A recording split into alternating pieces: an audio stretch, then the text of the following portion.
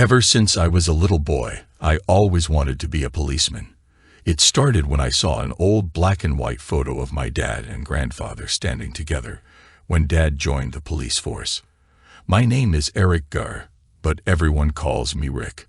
When I was born, my older sister Beth, who was 2 at the time, had trouble with the L sound, so she just called me Rick. And it stuck.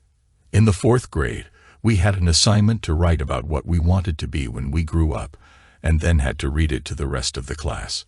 A lot of the boys said they wanted to be cowboys or astronauts. Of course, I said I wanted to be a policeman. On the playground at recess that day, Stanley McCormack started teasing me about being a policeman. He called my dad a pig and me a piglet. He kept yelling and shoving me. And when he finally pushed me down, I got up and punched him in the face. He grabbed his nose and ran to the teachers, crying. I ended up sitting in the principal's office until Mom came to pick me up. Once we were in the car, I told her what had happened. All she said was that Dad would talk to me. The next morning, Dad asked me what had happened at school, and I told him everything. Rick, I appreciate you sticking up for yourself, but I've been called a lot worse. I'm a big boy and can take care of myself. You shouldn't have hit Stanley, but sometimes you do have to stand up to bullies who push you first. I'm going to take you to school this morning, so get ready to go. Just before I walked into my classroom, Stanley came up to me and apologized for calling me names and shoving me. My sister saw everything that happened and told Mom and Dad, who were not too happy with me. My dad told me I had to come to school today and apologize to you, Stanley said, extending his hand. Can we be friends? Yes, I replied, and we've been best friends ever since that day. Fast forward 8 years to a couple of days after graduation from high school. Stan was over at my house, and we were trying to figure out what to do for the rest of the summer. Dad came home from work and had something for me. Rick, he said, the city is starting a police cadet program. I have an application in my briefcase if you're interested. You'll get paid and be given cadet uniforms if you're selected. If you do well, when you're 21, you can go to the police academy, graduate, and be hired by the police department. Boy, that sounds like a good deal, I said. It sure does, echoed Stan, who had come around to my way of thinking about a future career. Can I get an application too? He asked. You sure can, Dad replied, taking another application from his briefcase. To make a long story short, we both filled out the applications and gave them back to my dad. 10 days later, we found ourselves being tested physically and psychologically, followed by a final interview with some senior officers of the police department. 2 days after all that, Dad came home with good news for both of us. We had made the cut and were now officially Fort Lauderdale police cadets. For the next few years, Stan and I learned a lot working as police cadets. When we reached our 21st birthdays, we were enrolled in the police academy. The training was intensive. In addition to classroom work, we received physical and psychological training. We spent a lot of time on the pistol range, becoming more than just proficient with our weapons. Finally, after 16 weeks at the academy, graduation day came. I now have a photo of my dad pinning my badge on me, just like Grandpa did with him so many years ago. 6 months after that photo was taken, Dad retired from the force. He and Mom moved to Pensacola, Florida, to be closer to my sister and her 2 little girls. Beth's husband, Pete, had been a pilot in the Navy and was now a civilian contractor working at the Naval Air Station in Pensacola. My probationary period lasted 6 months, during which I was paired with an experienced officer to reinforce what I had been taught at the academy. Stan received the same treatment. 10 weeks before my 22nd birthday, I was on my own with my own call sign, Bravo 6, and assigned to patrol the north end of the beach. The North Beach Zone stretched from Sunrise Boulevard in the south to the city limits of Lauderdale by the Sea in the north, and from the Atlantic Ocean on the east to the Intracoastal Waterway on the west. It was a mix of residential neighborhoods, motels, hotels, and businesses. 6 months later, I received a call. Bravo 6, 10-4, 94 backup unit Bravo 8, signal 38 domestic disturbance, 5555 Northeast 33rd Avenue. Bravo 8 on scene. Dispatch radioed. 10-4, dispatch. Bravo 6, 10-51 en route. ETA 902s, I answered. Domestic disturbances are tricky. You never know what you're going to walk into, so it's good practice to call for backup before confronting the situation. Bravo 6, 10-97 on scene. I radioed as I pulled up behind Bravo 8's squad car. What do you have? I asked Stan McCormack, my longtime friend whose call sign was Bravo 8. This is Margaret Dickerson. Stan answered, nodding toward an obviously distressed woman standing beside him. She told me that a former acquaintance of hers showed up about 20 minutes ago. He was drunk or strung out on drugs, and she didn't want to let him in the house. He pushed past her and produced a gun. When her daughter came into the room, he grabbed her and threw Mrs. Dickerson out. She ran to her neighbor and called us. That's all I know right now. Before he pushed me out, she said, he was threatening my daughter. You have to stop him. She's only 15 years old. Mrs. Dickerson cried to us.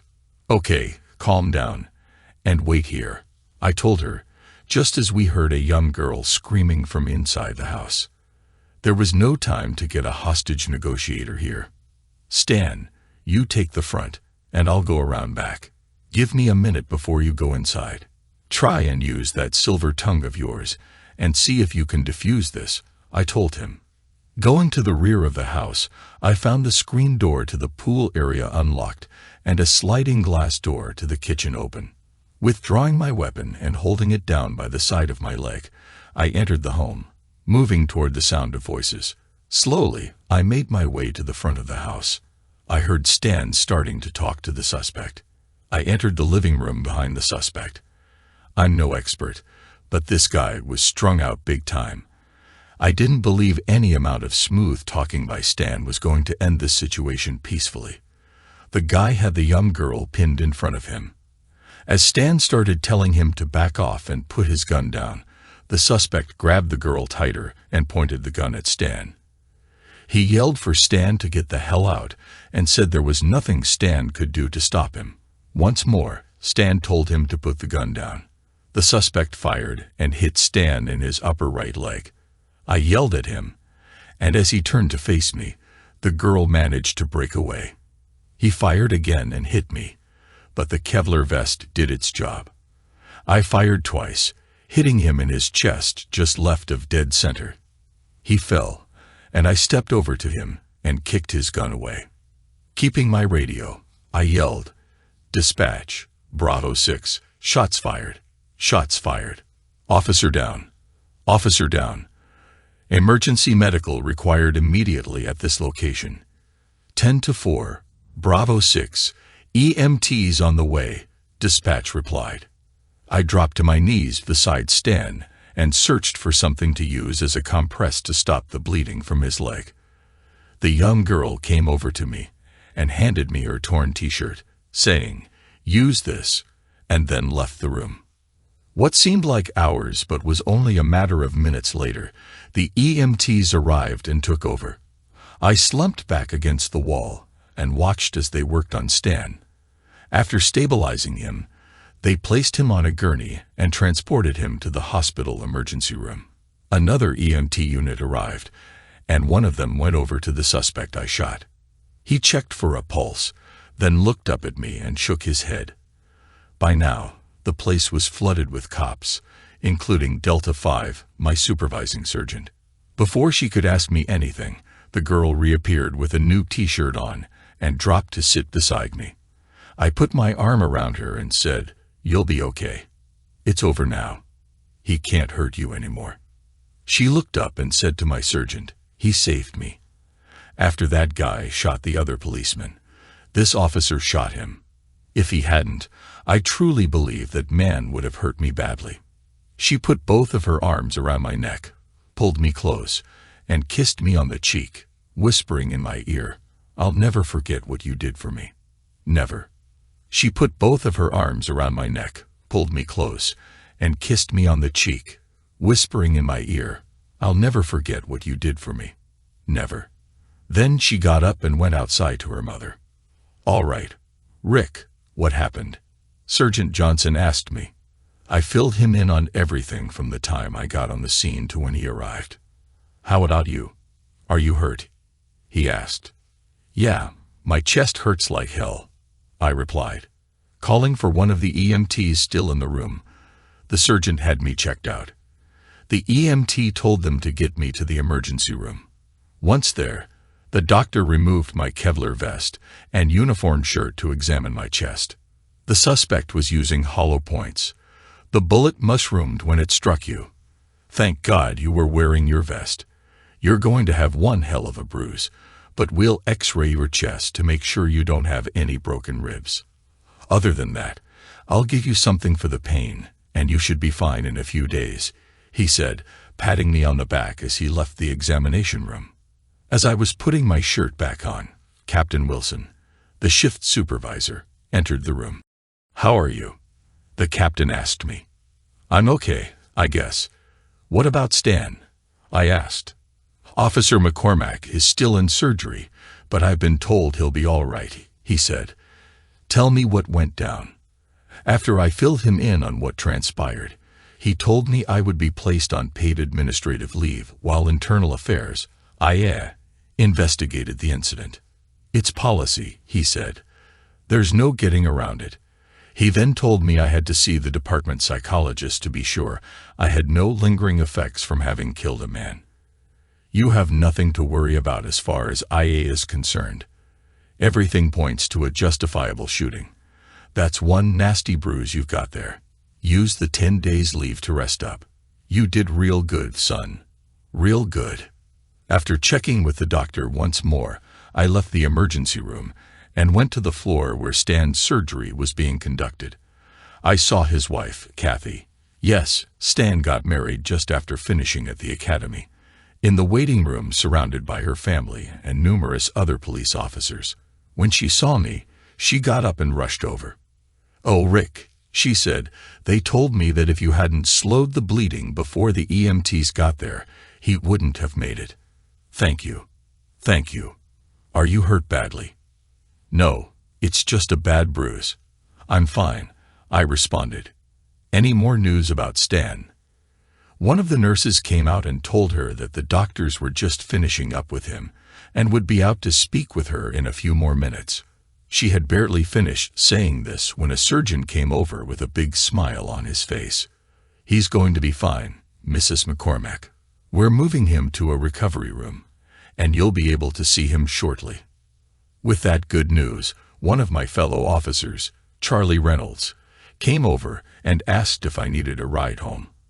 I told him I would be ready to go in a few minutes, as I wanted to say goodbye to Stan's wife before leaving. After Charlie dropped me at my apartment, I decided to call my father and tell him what happened. The phone rang and was picked up by Dad. "Hi, Pop, it's me, Rick. I've got to tell you what happened today.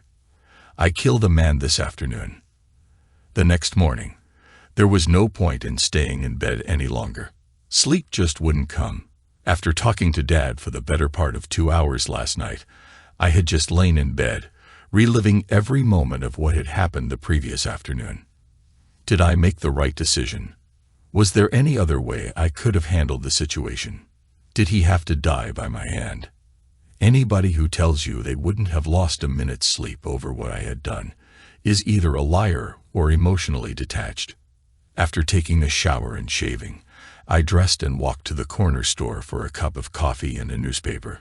The Sun-Sentinel had an in-depth article on yesterday's events. The story had the facts pretty much correct, though it questioned whether the shooting was justifiable. However, that was answered after the reporter interviewed the mother and daughter about what had happened.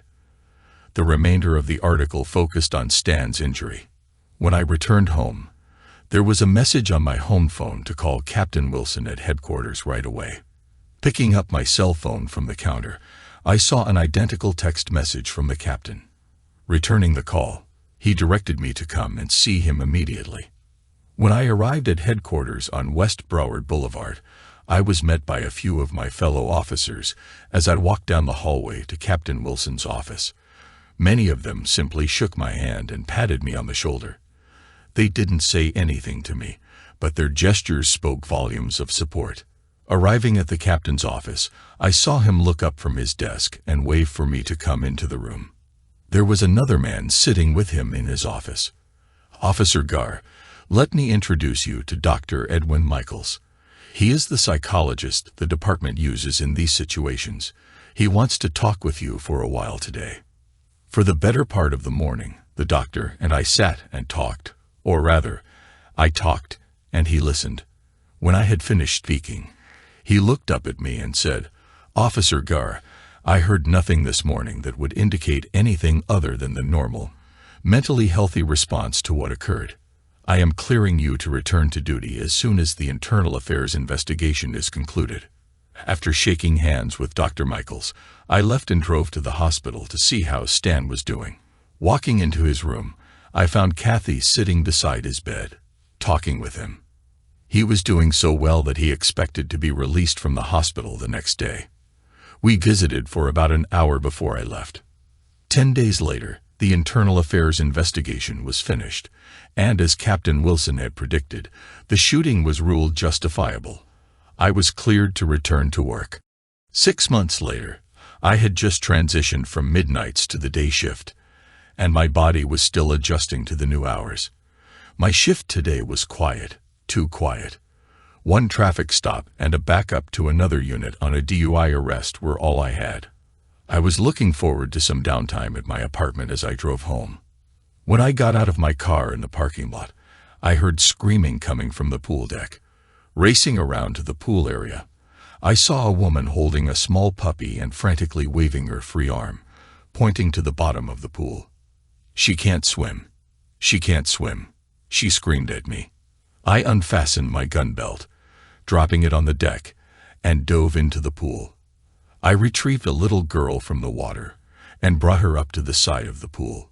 Checking for a pulse, I found one, but she wasn't breathing. Checking her airway to ensure she hadn't swallowed her tongue, I began resuscitation, being careful not to overinflate her tiny lungs. After 3 or 4 breaths, a wonderful thing happened. She vomited into my mouth. I got the remains of her lunch, along with a large amount of water she had swallowed. Then she began breathing on her own. As I was placing her in the recovery position, the EMTs arrived. Relinquishing responsibility for her, I moved away to let them work. They placed her on a gurney with an oxygen mask over her mouth and nose, and left with her. The older woman thrust the puppy into my arms and left with them. Great. Here I am, soaking wet, holding a small miniature Dachshund puppy with no idea who the woman was. When Sam, one of the other residents, handed me my gun belt, I asked him if he knew who the child and woman were. "I think the kid is Darlene Sullivan's daughter, and the woman is her grandmother. Darlene and the little girl live in apartment 200 to 112, he told me. When I entered my apartment, I looked at the little dog and said, "Well, it looks like it's just you and me for a while, little fellow." I was rewarded with a big lick on my face. The first order of business was to get out of my wet uniform and into dry clothes. As I dried the puppy and removed his leash, I noticed a tag on his collar that identified him as Hans. "Okay, Hans, let's go round up some dinner for both of us." After throwing a potato into the microwave, I retrieved a strip steak from the fridge and put it onto a grill pan on the gas range. All the while I was preparing dinner, Hans sat and looked at me, his tail wagging in anticipation. Taking 2 plastic cereal bowls from the cupboard, I filled one with water and placed it on the floor. Then, cutting up a raw carrot, I put it into the bowl along with some pieces of my steak. When I sat down to my meal, I put Hans's bowl on the floor next to the water dish. He finished eating before I could even start mine. After eating, I cleaned up the kitchen, and reattaching his leash, Hans and I went for a walk. Half an hour later, after visiting every tree and signpost in the neighborhood, we returned. Sitting in my recliner in front of the TV, I began flipping through the cable channels to find something to watch. Funny. Even with 200 or so channels, there was nothing that caught my interest. Then I remembered I had recorded Monday night's football game on my DVR. As I settled back to watch, Hans jumped up into my lap and promptly fell asleep. Halfway through the second quarter, I dozed off. Then the doorbell to my apartment rang. Hans raised his head, barked once, and settled back down to sleep. Getting up and carrying the sleeping puppy, I went to see who was there. Outside were an older man and the woman I recognized from this afternoon. After inviting them inside, the man said to me, "Hello, my name is John Sullivan, and this is my wife, Mary. We owe you a deep debt of gratitude and a great deal of thanks for saving our granddaughter Susie this afternoon. How is she?" I responded. Mrs. Sullivan answered me. "She's fine. The doctor wants to keep her overnight for observation, just to be sure. Her mother, Darlene, is spending the night with her. We stopped by to thank you and to pick Hans up for her," she continued. "He was the first thing Susie asked about when we got to the hospital." Mrs. Sullivan then told me the whole story of what had happened. We were walking with him when he broke away from Susie and ran to the pool. He fell in, and as Susie went to pull him out, she fell in after him. "Hans managed to scramble out just as you arrived on the scene," she said. "I was frantic and didn't think about anything when I thrust Hans into your arms as I left to accompany my granddaughter to the hospital. I hope he wasn't any trouble for you," she added, reaching to take the puppy from my arms. After they left, thanking me profusely once more, I returned to the football game. As I sat watching, I thought to myself that I missed the little guy's company. The next day, my shift was busy.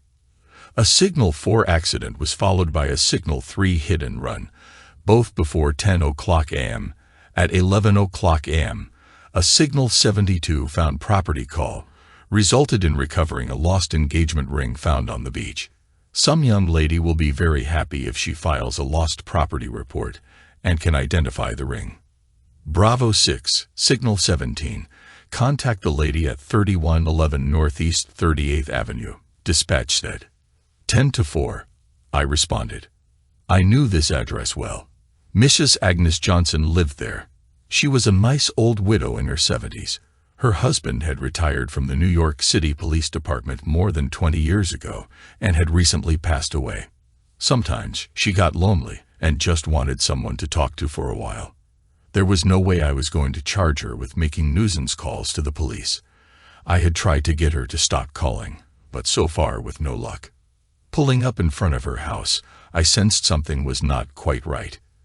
Instead of her waiting for me on the front steps, she was inside, peeking out from behind the curtains in the foyer. She opened the door and practically dragged me inside. "There's something wrong across the street," she told me. "Bill and Shirley Thompson are at work, but I saw 2 young men go into their house. They don't belong in this neighborhood. That's their car over there," she said, pointing to an old beat-up Chevy. Bravo 6 requesting 10 to 94 backup at 3112 Northeast 38th Avenue. Signal 21 burglary in progress. I radioed dispatch. 10 to 4, Bravo 6, dispatch answered. I instructed Mrs. Johnson to wait inside while I went over to investigate the suspected burglar's car. The keys were still in the ignition, so I removed them. Just then, Charlie Drake, Bravo 12, arrived, and he went around to the back of the house.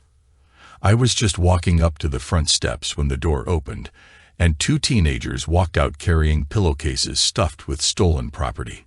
"Okay, guys, put the stuff down and put your hands on top of your head," I instructed them. "Hey, Charlie," I yelled.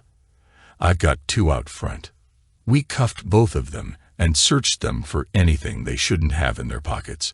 They both had driver's licenses identifying them as juveniles, and I suspected they were skipping school.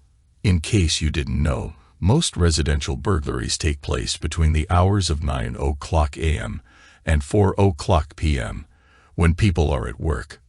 Dispatch, 10 to 15, prisoner in custody. Bravo 12 transporting 2 to juvenile detention. Also 10 to 70, Send tow truck to this location. White 78 Chevy. Plate RVD 116X. Tow to pound lot. I radioed.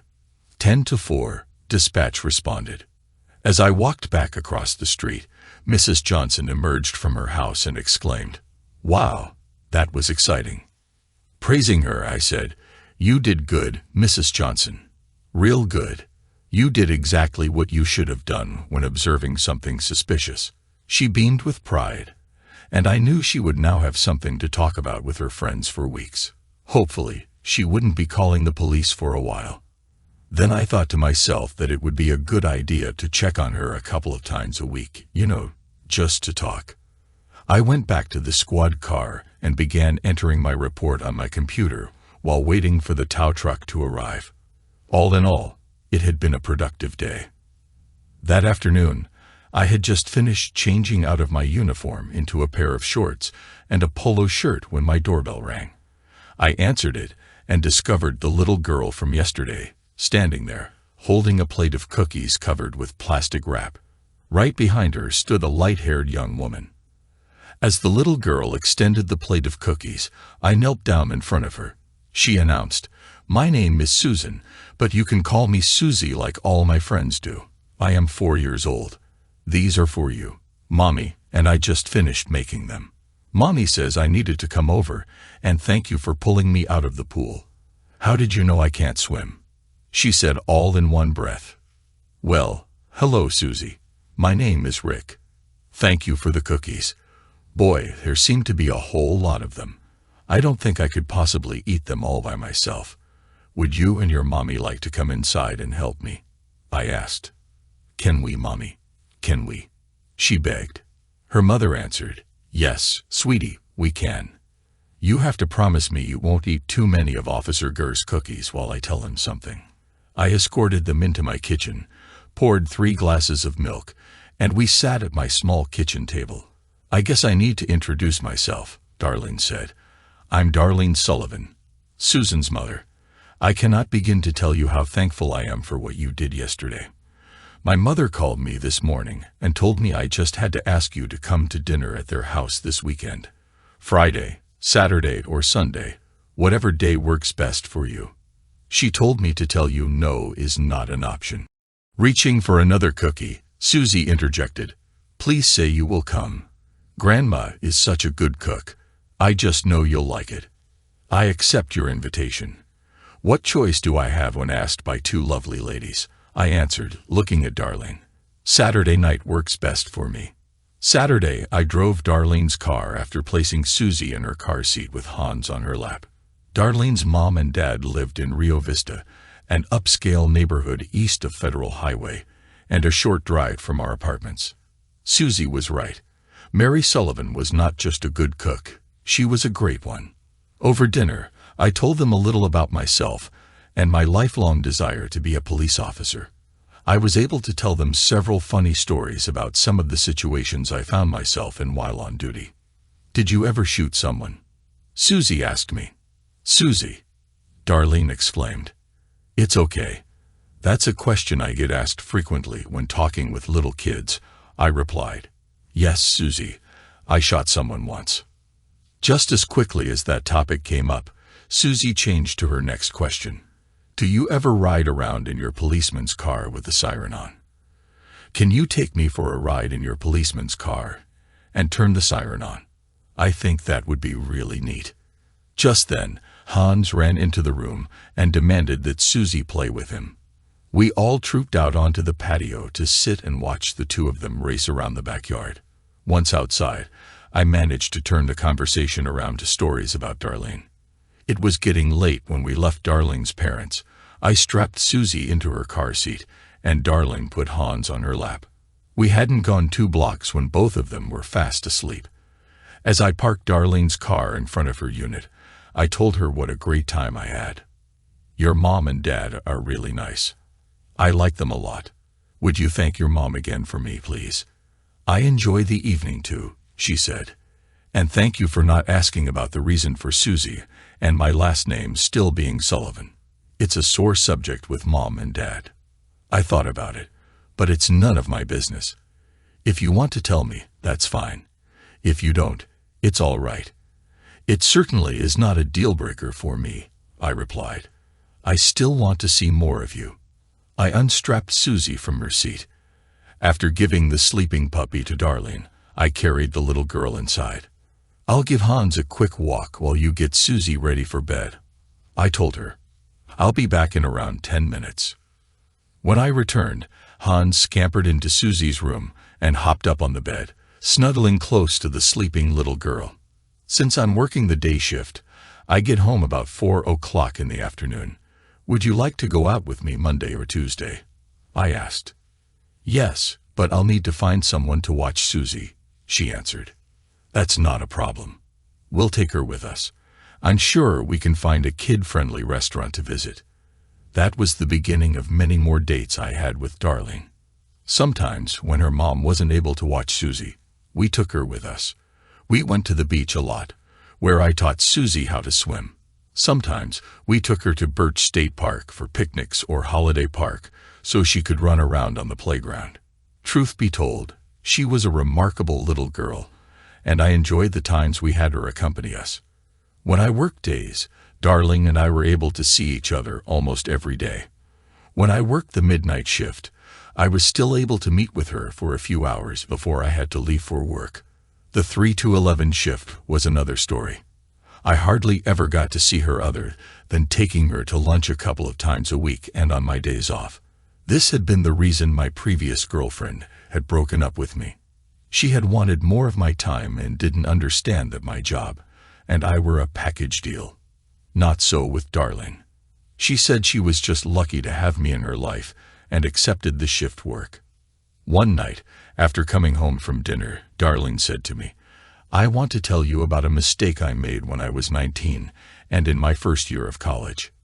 I fell in love with a guy I thought loved me too. He was the first and only man I ever had a relationship with. I got pregnant, and when I told him, I expected him to be as happy as I was with the news. The first thing he asked me was if I was sure it was his baby.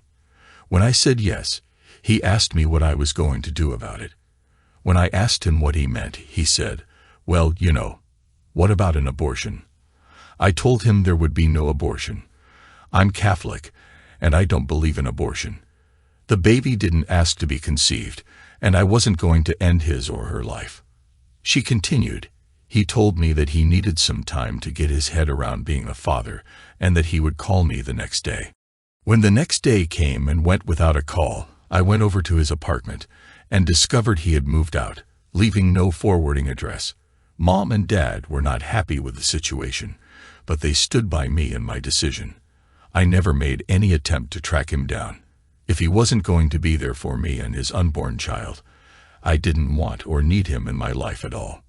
I went to school right up until Susie was born. Then I went back and finished when Susie was 1. My mom would watch her while I was in school. When I finished college, Daddy gave me a job with his investment firm. As soon as I started working and earning a paycheck, I moved into my own apartment. She paused for a moment, her eyes welling with tears. So, there you have it. If you don't ever want to see me again, I'll understand. My response was to pull her into my arms and hold her tightly. I whispered in her ear, what happened in the past stays in the past.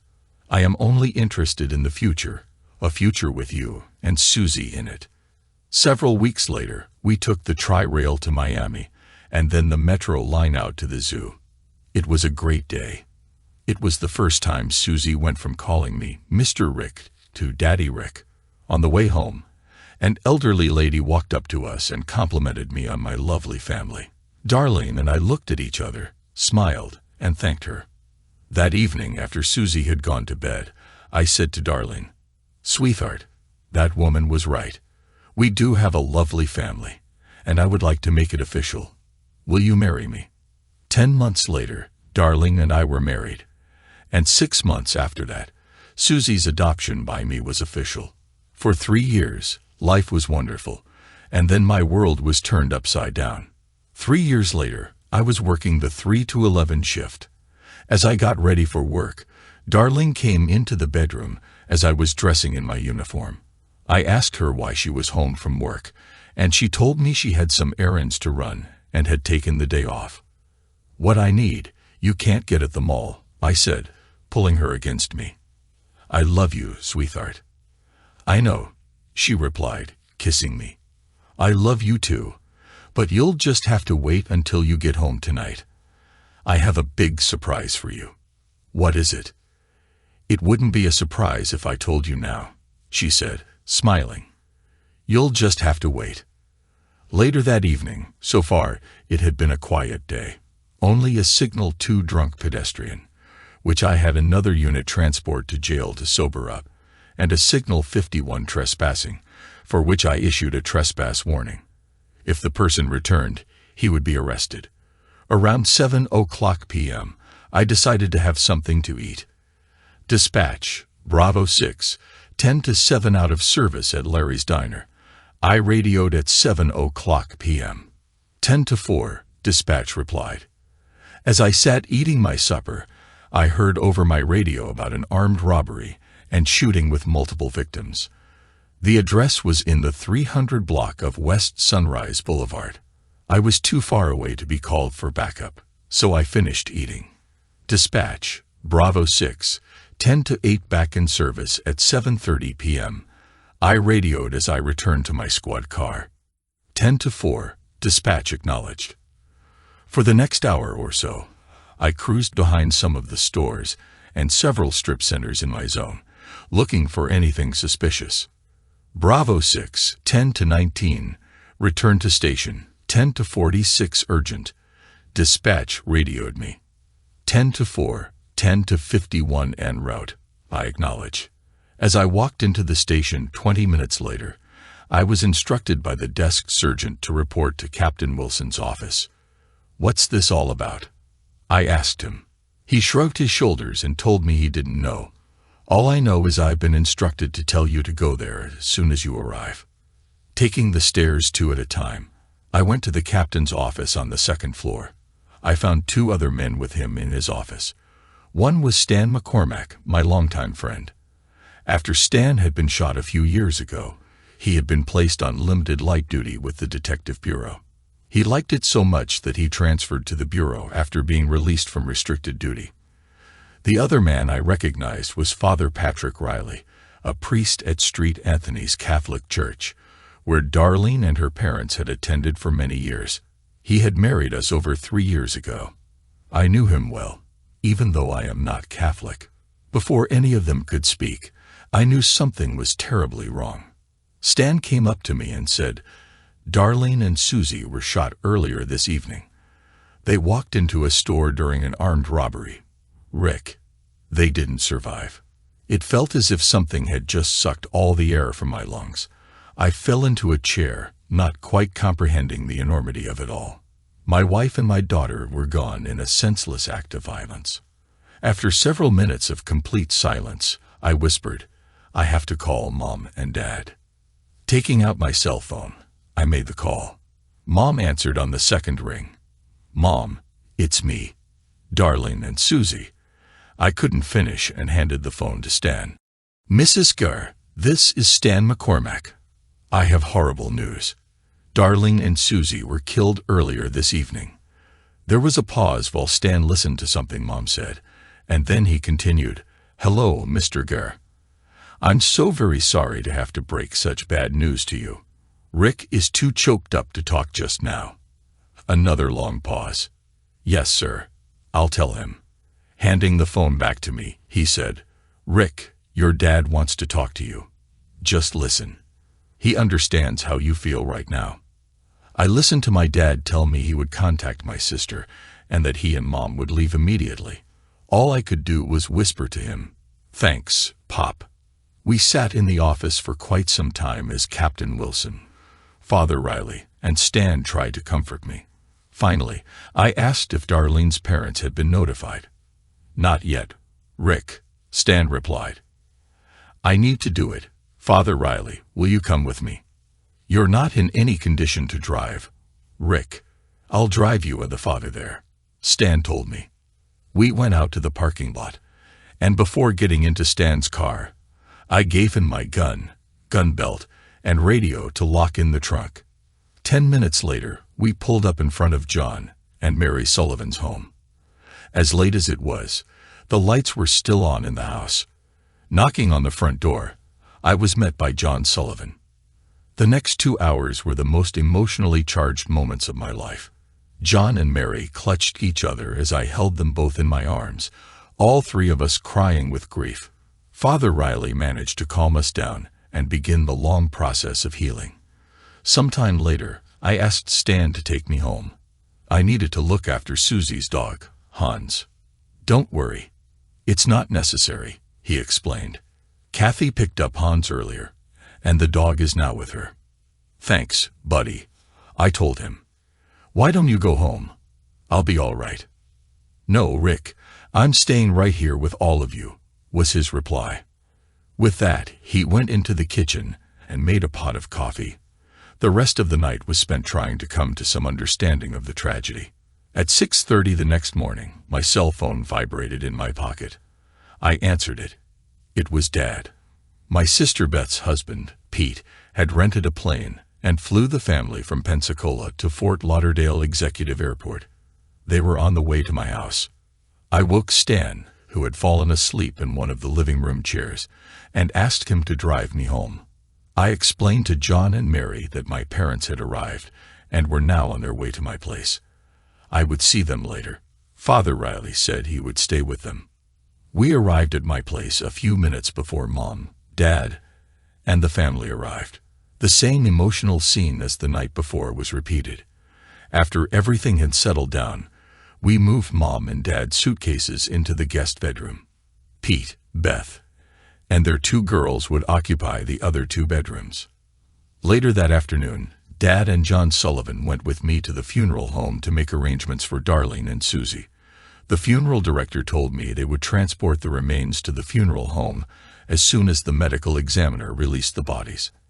I selected 2 caskets for them.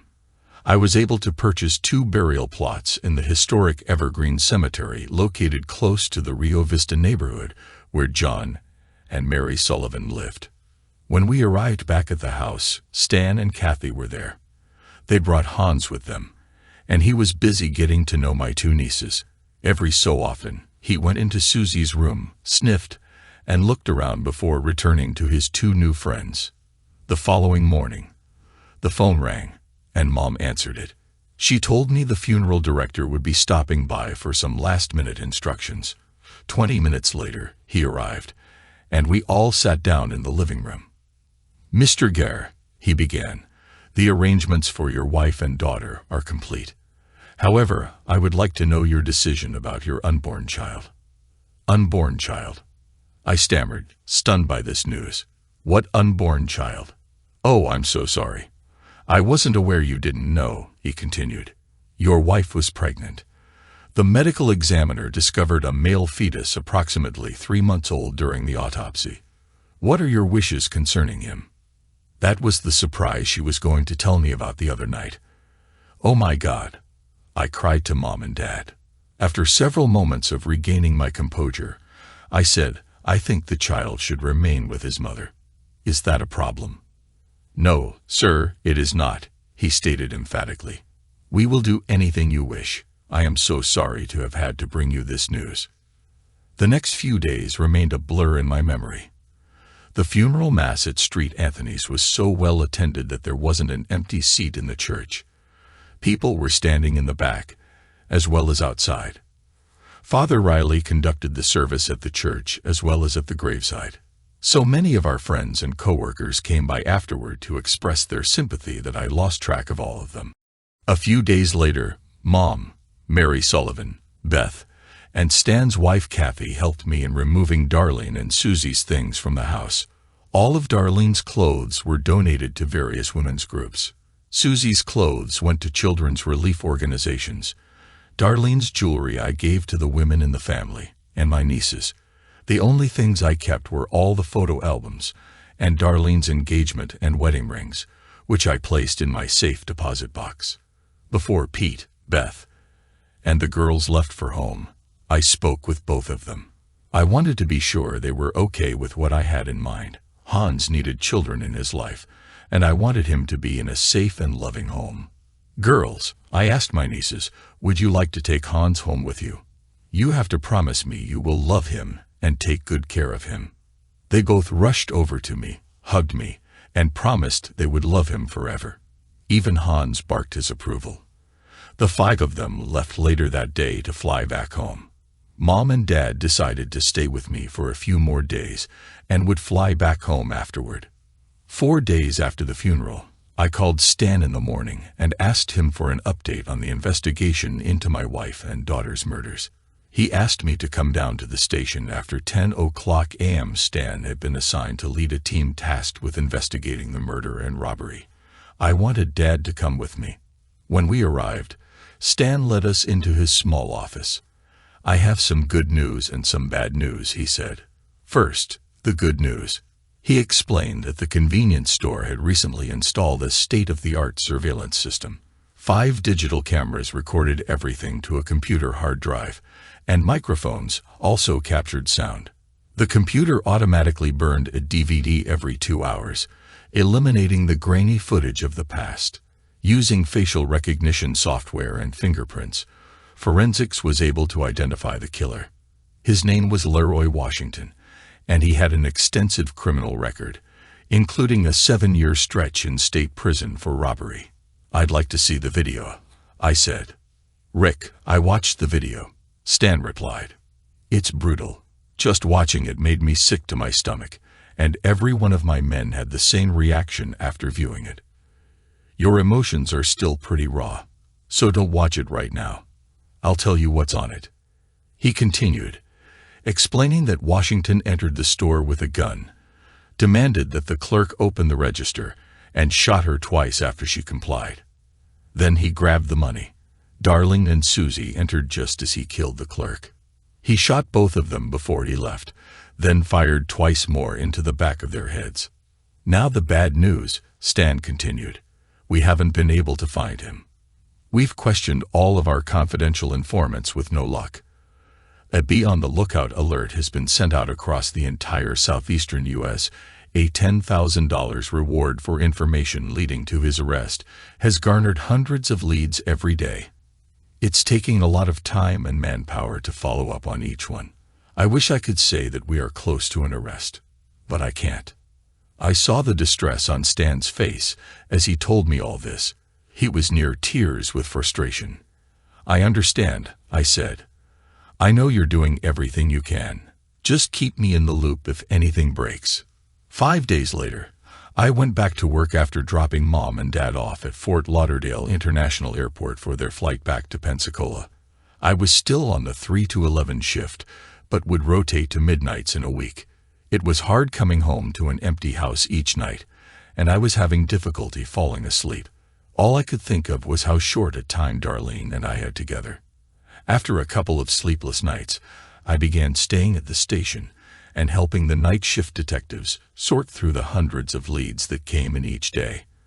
I only managed to get a few hours of sleep when I got back home in the early morning hours. When I went on midnights, I would stay until early afternoon helping out before going home. Weeks went by without any success. It was as if the earth had opened up and swallowed this guy. Finally, I was becoming worn out working what amounted to 2 consecutive shifts every day.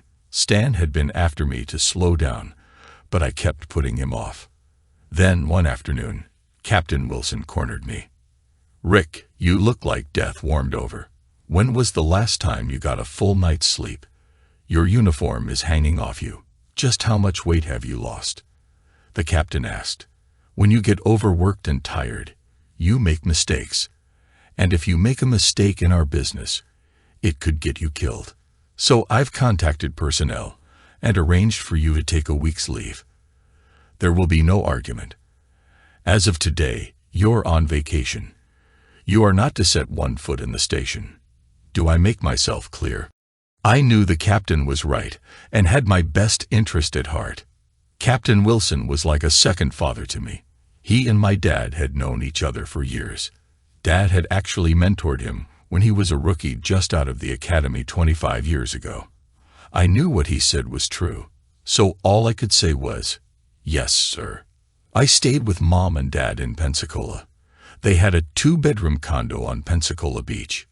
Pete, Beth's husband, managed to take a few days off and took us fishing on his boat out in the Gulf.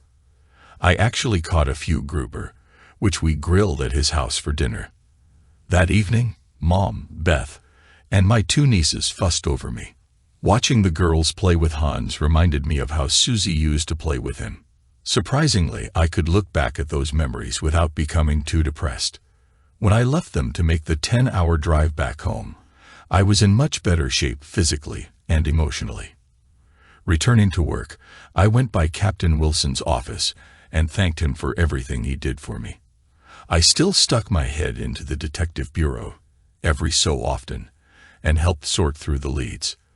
Those that had a chance of panning out I sent along to the team. Others hit the round file. Some of them were outlandish. One guy said he saw Washington get into a flying saucer and blast off for another planet. Another said he witnessed Washington transform into a 3-headed monster and walk into the Everglades.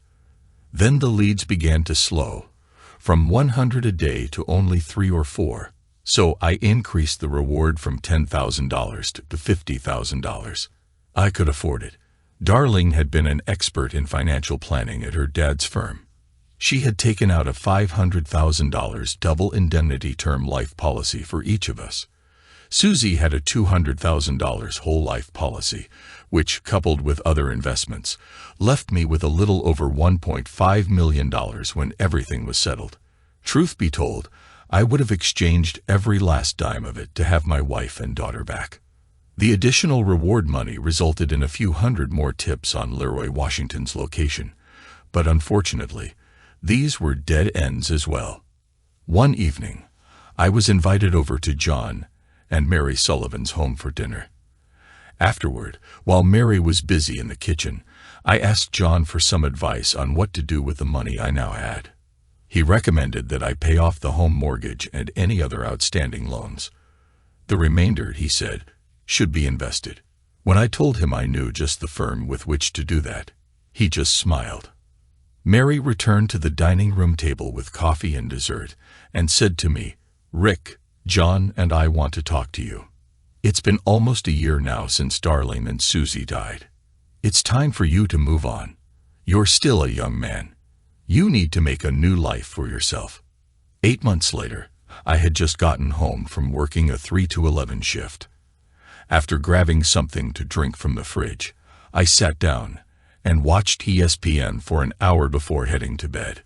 The ringing of the phone on my night table woke me from a deep sleep. Looking at the clock as I picked up the phone, I wondered who in the world was calling me at 3:30 in the morning. "Rick, it's Stan. We found him.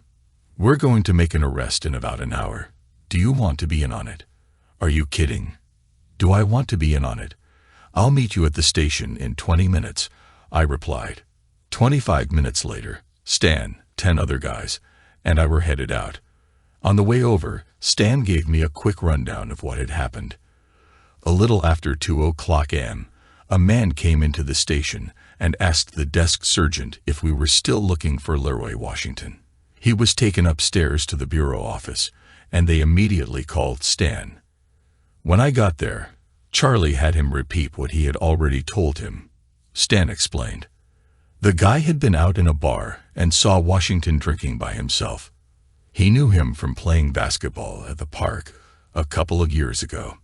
The man had gone over, said hello, and they talked until the place closed at 2. Washington asked for a ride home, and this guy gave him one. That's how we know where he's staying.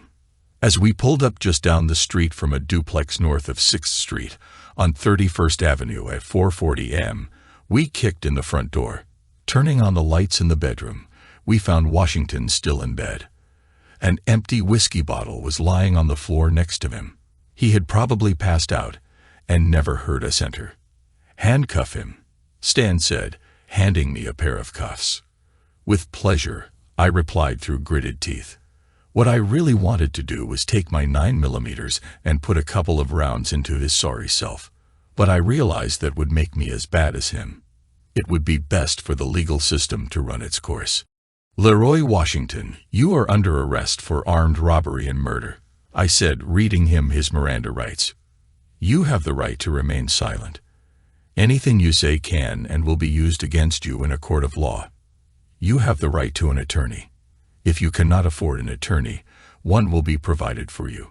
Do you understand the rights I have just read to you? With these rights in mind, do you wish to speak to us? He mumbled, no. Stan and I removed him from the house and took him back to the station. 5 other detectives remained and searched the duplex apartment. They found a gun, a couple of boxes of ammunition, and $100 in small bills. Stan and I were both there when he was arraigned at 9:00 a.m. that morning. Standing with his court-appointed attorney, Washington was formally charged with 3 counts of capital murder, armed robbery, and possession of a firearm by a convicted felon. No bail was set, and he was remanded to the county jail until trial.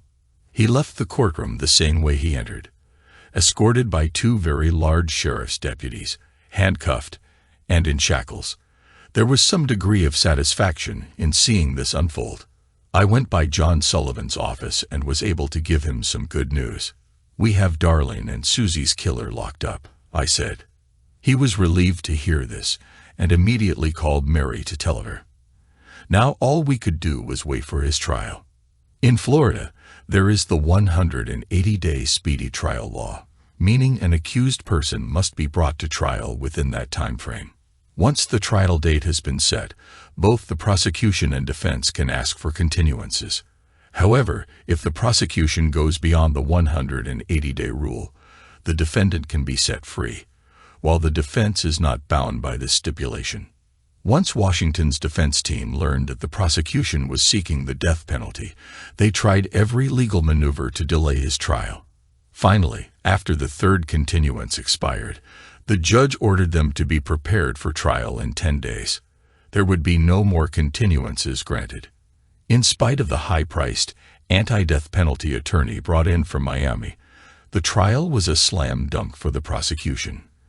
The jury of 7 men and 5 women deliberated for less than 4 hours. The verdict was guilty on all 5 counts. On the count of possession of a firearm by a convicted felon, the judge sentenced him to 10 years. On the armed robbery charge, he received 20 years, both sentences to run concurrently. The judge then reconvened the jury a week later to determine the penalty for the 3 murders. After 6 days of testimony for any extenuating circumstances, the court was adjourned for the jury to deliberate Washington's fate. At 4:00 p.m. the following afternoon, court was reconvened. The jury had reached a decision. The defendant was instructed to rise while the jury foreman read the decision. The foreman, a 30-something male, began reading. As to the first count of murder in the first degree of Judith Coates, the jury recommends death. As to the second count of murder in the first degree of Darlene Garr, the jury recommends death. As to the final count of murder in the first degree of Susan Garr, the jury recommends death. So say we all. He finished and sat back down in his seat. Does the defendant wish to make any statement before I pass judgment? The judge asked Washington. He shook his head and said, no. The judge then continued, and after recounting the heinous nature of the crimes, he said, it is the sentence of this court that Leroy Carver Washington be executed at a time and place to be determined by the state of Florida, in accordance with the verdict of a jury of your peers. May God have mercy on your soul. After thanking the jury for their service, the judge dismissed them and adjourned court. As Washington was being led away, shackled and in handcuffs, I said just loud enough for him to hear, I'll be there to watch when they carry out your sentence. John and Mary Sullivan, my mom and dad, Stan and his wife, along with several members of the police department, were with me when the sentence was handed down. It was over. Almost 11 months since the murder of my wife and little girl, and justice had finally prevailed. In the hallway outside the courtroom, the jury foreman came up to me and shook my hand.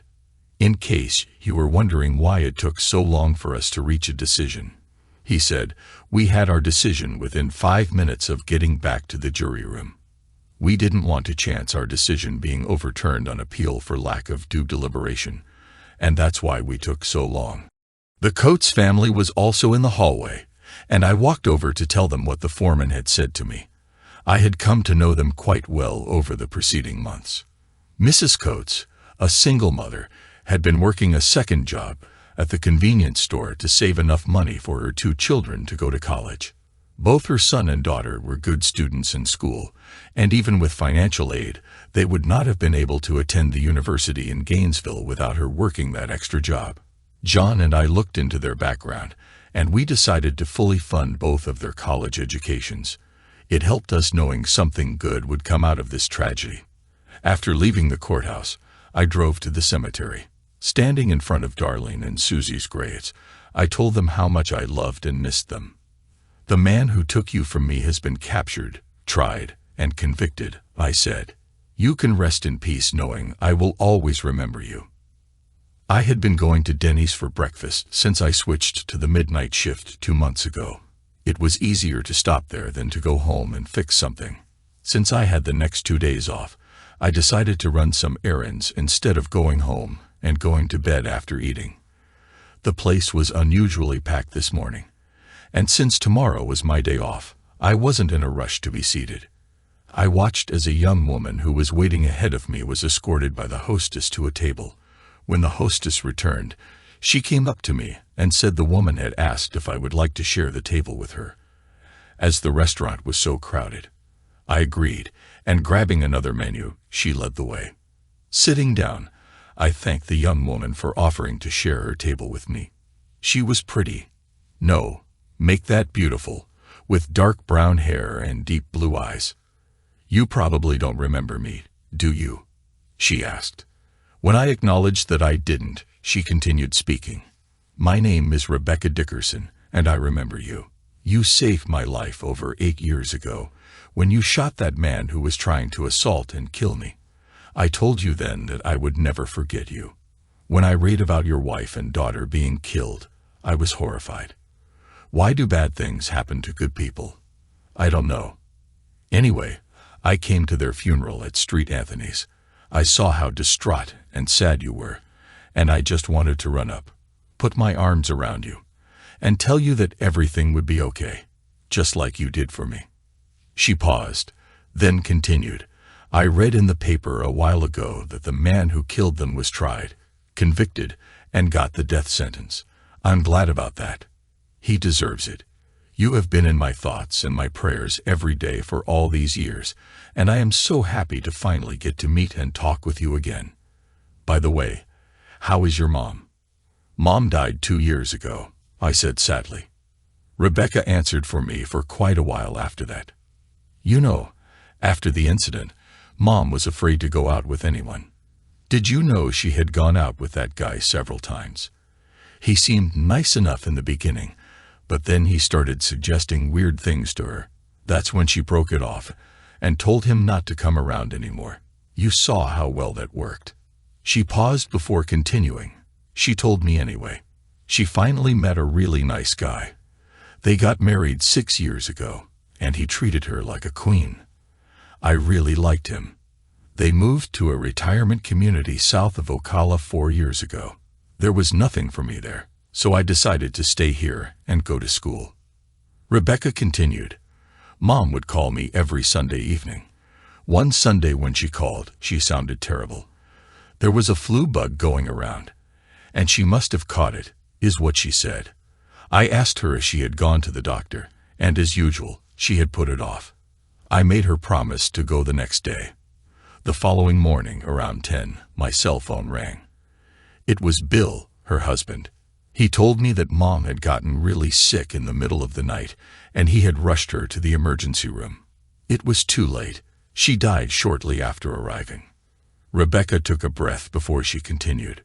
"So when I finished my bachelor's degree in elementary education, I got a job with the school district here in Broward County. Today is a school holiday, so I decided to treat myself to breakfast this morning." She put her hand on my forearm and said, "And I'm really glad I did." "I am." "I am too," I echoed. Walking out of the restaurant an hour later, We were met with a torrential downpour, typical in South Florida during the rainy season. "Oh darn, I didn't bring an umbrella with me," she exclaimed. "Looks like I'm going to get soaked waiting for the bus." Not wanting the morning to end, I said, "Let me give you a ride. Wait here while I run and get my car." "No, that's too much trouble for you. I'll just wait here until it lets up. I was going to take the bus and run some errands and go shopping at the mall," she answered. "Hey, it's no trouble at all. I need to pick up a few things at the mall myself. If you don't mind coming home with me for a few minutes while I change out of my uniform, we can go together," I replied. "Okay, if you're sure it won't be any trouble, I would love that," she said.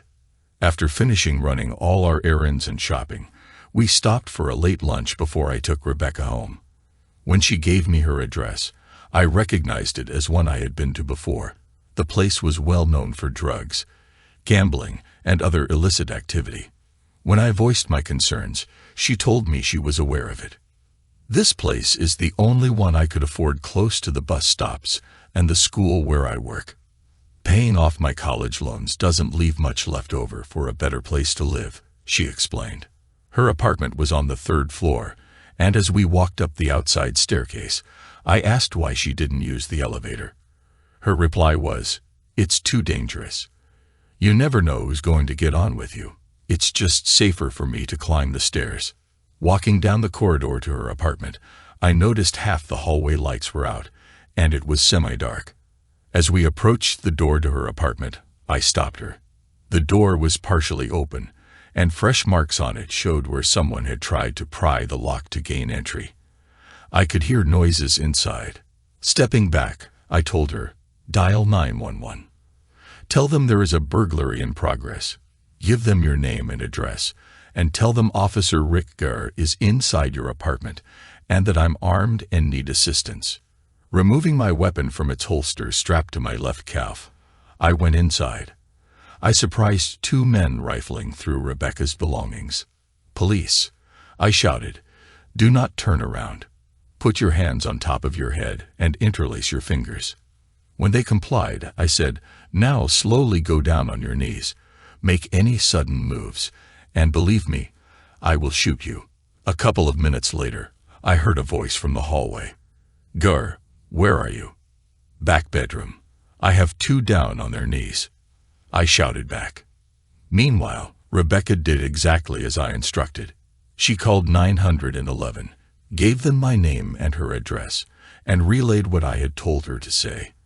The operator told her to stay on the line and assured her that help was on the way. The noises in the hallway grew louder, and soon I saw 2 officers enter the apartment with their weapons drawn. They secured the 2 men, who were promptly handcuffed, patted down, and taken out to the squad car. Rebecca stood at the entrance to the apartment, visibly shaken. I stepped out to her and said, "You don't want to go in there just yet. Let me take a look and make sure it's safe." Inside, I was horrified at the damage. The men had torn the place apart. Everything Rebecca owned was scattered about. The contents of her dresser drawers were dumped on the floor. Stacked next to the front door were her school-issued laptop, her mother's jewelry box, along with her small flat-screen TV and DVD player. I called her inside and gently guided her to the sofa. She sat heavily, tears streaming down her face. "I can't believe this. Why would someone do this? Everything is ruined," she sobbed. I sat beside her and put my arm around her. "You'll be okay. It's over now. They won't be back. But you can't stay here tonight. Where can you go?" "I don't know," she cried. "My friend Susan is in the Keys with her fiancé, or I would stay with her. I don't have any money for a motel, even if I could find one. We'll gather up your things, and you can stay at my house tonight. Tomorrow, we'll figure out something," I said to her. When I told Rebecca she would be staying with me for the night, little did I realize that "we'll figure something out" would mean her moving in with me permanently. When we couldn't find an apartment she could afford or one I would approve of, I suggested she move permanently into the guest bedroom. She agreed with the stipulation that she would pay me rent. After some negotiation, I agreed, and once a month, she handed me $500. I simply put it into an investment fund in her name without telling her. She was a joy to have around. I no longer had to worry about house cleaning or cooking, which was great, because my idea of a gourmet dinner was a frozen burrito from the microwave. She was always there to greet me when I came home, no matter what shift I worked. It wasn't long before we started going out in the evenings on my days off. Rebecca soon went from being a roommate to being my girlfriend. I fell in love with this beautiful, charming, and articulate young woman. Bravo 6 to 10 to 50, stopping vehicle. 10 to 28, check registration. Tag Alpha Charlie Hotel 3379. I radioed dispatch. The driver had pulled to the side of the road just as soon as I lit him up with my blue lights. I positioned my patrol car slightly to the left of his stopped car to protect him from passing traffic. As I approached the car, I saw a young man in the uniform of a U.S. Marine. As he handed me his driver's license, I said to him, "I pulled you over for exceeding the posted speed limit of 45 miles per hour. I clocked you at an excess of 60 miles per hour. I'm sorry. I have no excuse for speeding, officer," he said. "I just returned home from being deployed in Afghanistan for a year. I'm on my way home to see my wife and baby girl. I haven't seen her since she was born. I guess my mind wasn't on my driving." Taking his license and some paperwork for the rental car, I walked back to my patrol car and ran the license through the DMV. It came up clean. Dispatch confirmed the rental car registration. Here was a young man who had made a sacrifice in his life to do what was right for his country. There was no way I was going to give him a speeding ticket.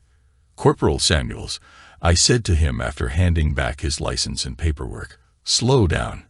You wouldn't want to have an accident after all you've been through for the past year. Your wife and baby need you home safe and sound. Remember, slow down and pay attention to your driving. Go home, be safe, and have a great reunion with your family. Thank you for your service." After thanking me and promising to obey the speed limits, he left. As I was walking back to my patrol car, a speeding vehicle sideswept my cruiser and struck me.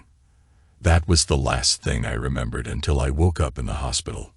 I had listed Stan as my emergency contact, in addition to my parents. He was contacted, and since he was aware of my relationship with Rebecca, he called her. As I regained consciousness and became aware of my surroundings, I found her sitting beside me, holding my hand with her head resting on the bed next to my chest. "What happened?" I asked. Stan, who had been sitting on the other side of my bed, answered. "A drunk driver who didn't obey the move-over law hit your patrol car and then hit you. Rick, you were really lucky. You went over the top of his car, and not under it. You've got a broken left ankle and a severe concussion. The doctor will fill you in on the particulars later." Rebecca then said, "I was so worried about you. When Stan called, I couldn't imagine what my life would be like without you in it. I love you. I have always loved you. You're going to be okay. We will get through this together," she said, tears streaming down her cheeks. The doctor came in and checked me over, then announced that I would be released the next day, provided I had someone to stay with me, just in case. "That's not a problem," the doctor said after Rebecca assured him it wouldn't be an issue. The next morning, Rebecca drove us home, helping me with my crutches as we went inside. I had just sat down when the phone rang. It was my mother. Rebecca spoke with her for a few minutes before handing the phone to me. After reassuring my mom that I was all right and that she didn't need to drive down to take care of me, I handed the phone back to Rebecca. She spoke with my mom, telling her everything the doctor had said, that all I needed was rest, and that everything would be fine. "I'll call you every day with an update on his condition," Rebecca assured her. Mom must have said something because Rebecca giggled and answered, "Yes, I know. Don't worry. I'll take good care of him." After lunch, I told Rebecca I wanted to go to my bedroom. I couldn't take any painkillers because of the concussion, but I needed to lie down for a while. She helped me into the bedroom, and as she hung my shirt up in the closet, I noticed she had moved some of her clothes into my closet. I think I need to sleep in here with you, in case you need something during the night, she explained. I recovered over the next few weeks and eventually went back to work. Rebecca never moved back into the other bedroom, and I was more than happy to have her share my bed. In April, during Rebecca's spring break from school, I decided to take some time off so we could visit my folks in Pensacola. Even though they knew all about Rebecca and how much she meant to me, they had never met her face to face. My mom and Rebecca had talked on the phone numerous times, but this would be the first time they actually saw each other. We arrived late in the afternoon after a long but pleasant drive. Rebecca was a big hit with both Mom and Dad. Mom said Rebecca could have the second bedroom, and I could sleep on the sofa in the living room or go to my sister's house.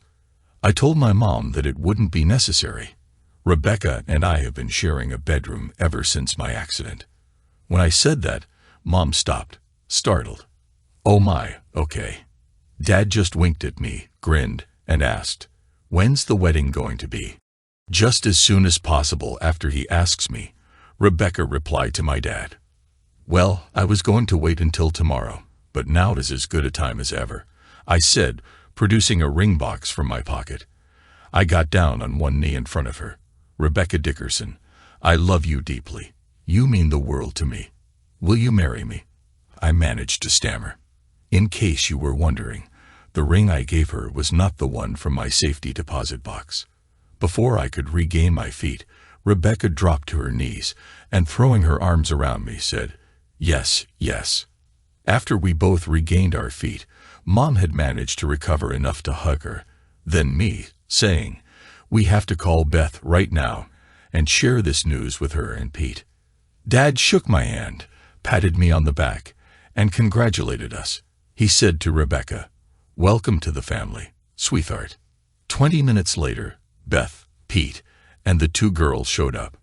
Pete had brought a couple of bottles of champagne to celebrate our engagement, and we did celebrate, long into the night. One evening shortly after we returned to Fort Lauderdale, we went out to dinner at the Sea-Watch restaurant, overlooking the Atlantic Ocean. We had just been seated when John and Mary Sullivan walked in. I pointed them out to Rebecca and told her who they were and what they meant to me. She insisted that I get up and ask them to join us for dinner. When I brought them to our table, Rebecca stood as I introduced them. She hugged each of them. We had a thoroughly enjoyable evening. Telling them about our plans to be married was met with enthusiastic congratulations. Both Mary and John wanted to know all the details of the upcoming event. As we left the restaurant and said our goodbyes, I saw Rebecca whisper into Mary's ear, and Mary whispered something back to Rebecca. Some months later, Mary told me what the two of them had said to each other. It didn't surprise me. Rebecca had a way about her that made everyone love her. She and Mary became the best of friends. Mary soon began to think of Rebecca as a second daughter. We were married in late June. Stan was my best man, and my sister Beth was the matron of honor. Pete and one of my friends from the police department, as well as Stan's wife Kathy, and one of Rebecca's colleagues from school, rounded out the wedding party. Rebecca had insisted that John and Mary sit in the place of honor on the bride's side of the church. I thought it might be awkward for them, but they both assured me they were honored by Rebecca's request. After a short honeymoon, we returned home, and I went back to work. 2 months later, Rebecca returned to her teaching job at an elementary school much closer to our home. Early one Saturday morning in October, the bedside phone rang. Rebecca answered it, and rolling over to me, she handed me the handset. "It's Stan. He wants to talk to you."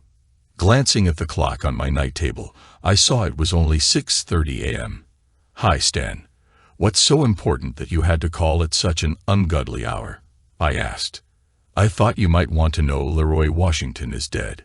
He was stabbed to death by another inmate on death row last night. Evidently, he said something that pissed off the wrong guy, and got a shank shoved into his chest." This news didn't bring any satisfaction to me, but it did bring some sense of final closure. "Thanks, Stan. I appreciate the heads up." When I told Rebecca the news, she hugged me, and all she said was, "I hope he rots in hell." 1 year later, it was a little past 3 a.m. when I finally got home from my 3 to 11 shift. A tanker truck had overturned coming out of Port Everglades at the intersection of State Road 84 and South Federal Highway, spilling several hundred gallons of diesel fuel just after 9 o'clock in the evening. As the junior road patrol sergeant, a position I had been promoted to a few months ago, it fell to me to stay on the scene until the hazmat team and fire department cleaned it up so we could reopen the intersection. Being as quiet as I could, I locked my weapons in the gun safe in the closet, and after undressing, I slid into bed. "What time is it?" a sleepy voice asked me. "I tried to stay awake after you called, but I just couldn't," Rebecca added. "That's okay. It's after 3 o'clock. Go back to sleep, sweetheart. You need your rest," I answered. Snuggling up to me with her arm over my chest, she whispered in my ear, "The baby's been restless all night. They just now settled down since you got into bed." "It won't be too much longer, honey," I whispered back. "It's just a matter of a few weeks now." She was soon sound asleep, and before I drifted off, I thought back to the day she told me I was going to become a dad. It was a Sunday. We had come home from church, and after a light lunch, we sat together on the patio enjoying the afternoon. "I'm going to go inside and get a beer. Can I get you a glass of wine, honey?" I asked. "No, thank you, but a glass of iced tea would be great," she replied. "Sure thing. Be right back," I said, getting up from my seat. When I returned, I placed the glasses on a small table between us and sat back down. "Rick, I have something to tell you," she said, smiling sweetly. She got up from her chair and sat next to me. "I won't be drinking any alcohol for a while. You're going to be a daddy. My home pregnancy test strip showed positive this morning. I'm making an appointment tomorrow with the doctor to confirm it. The following week, it was confirmed. We were having a baby." I was thrilled. We decided not to tell anyone just yet, in case something went wrong, until she started showing. 3 months later, when I got home from work, Rebecca handed me a double scotch on the rocks and told me I needed to sit down. "I went in for my checkup this morning, and the doctor ran some tests," she said. "Brace yourself, Rick. We're not having a baby. We're having 2 babies. Twins. The doctor was unable to determine the sex yet, so we would have to wait at least another month for that, or we could wait and be surprised. I elected to find out as soon as possible. I wanted to start working on turning one of the bedrooms into a nursery, and I needed to know whether to paint the walls blue or pink. Then we could start buying appropriate furniture and clothing for the twins. 6 weeks later, I found out I would be converting another of the bedrooms. One would be pink, and the other blue. It was really fun doing the work, and Rebecca helped me a lot until she was too far along in her pregnancy. At that point, I insisted she stop working. Just as I drifted off to sleep, cuddled up to Rebecca, I thought to myself, now comes the hard part. The waiting. 10 days later, Rebecca and I were the proud parents of twins, 1 boy and 1 girl. We named our son Frederick Gar, after my father, and our daughter Christine Mary Gar. Stan and Kathy McCormack were named godparents for our son, and Beth and Pete were the godparents for our little girl. My mom and dad were thrilled to now have 4 grandchildren. Mary Sullivan fell in love with both of our babies, and she and John soon became adopted grandparents. I think often of Darlene and Susie, but somehow I believe that they both have become the twins' guardian angels, which gives me comfort.